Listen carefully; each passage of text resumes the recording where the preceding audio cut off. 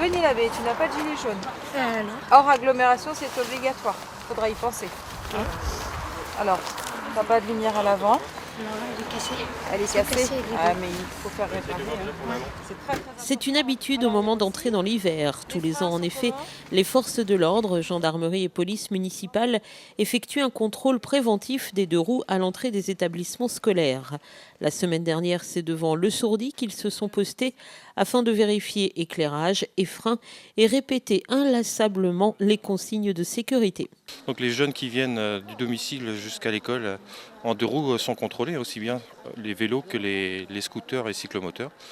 Donc on vérifie évidemment la présence de l'éclairage, aussi bien à l'avant qu'à l'arrière. Et puis donc l'idéal, notamment pour les jeunes qui viennent des zones un petit peu plus à la campagne, la présence du gilet fluorescent. Bon, on a du mal avec les jeunes, on a bien vu ce matin sur la vingtaine de vélos contrôlés, il y en avait qu'une demoiselle, il me semble, qui avait un gilet fluorescent. Les jeunes ont du mal à le mettre. Bon, on leur dit au minimum de mettre le brassard, comme on peut voir certains jeunes ici, piétons, un brassard phosphorescent sur le bras. Donc déjà, là, on les voit beaucoup mieux dans l'obscurité. Donc en général, on a vu que les vélos étaient équipés pour partie. Souvent, on a l'éclairage arrière, il n'y a pas l'éclairage avant. Particularité cette fois, la présence de quelques jeunes du conseil municipal enfants. Particulièrement sensibles aux questions de sécurité routière, ils ont attentivement observé le travail des forces de l'ordre. On a arrêté les vélos qui avaient un risque de se faire arrêter. Donc on les a arrêtés puis on leur a donné des conseils et des remarques sur ce qu'ils avaient sur leur vélo.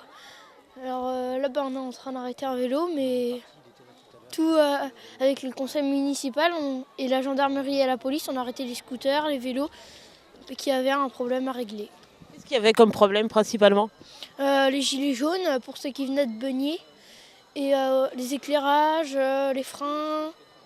Ce matin, on a vu des vélos qui n'avaient pas leur éclairage et les personnes sur les vélos n'avaient pas forcément les gilets et les casques. Pourquoi les jeunes ne mettent pas de gilet jaune d'après toi ? Souvent parce qu'ils n'y pensent pas ou parce qu'ils n'en ont pas ou qu'ils habitent pas très loin. Finalement, peu d'enfants sur la vingtaine contrôlés étaient en règle. Pour cette fois, pas d'amende bien sûr, mais un courrier sera tout de même adressé aux familles des contrevenants afin de les prévenir des dangers que courent les enfants à rouler sans gilet jaune et sans lumière.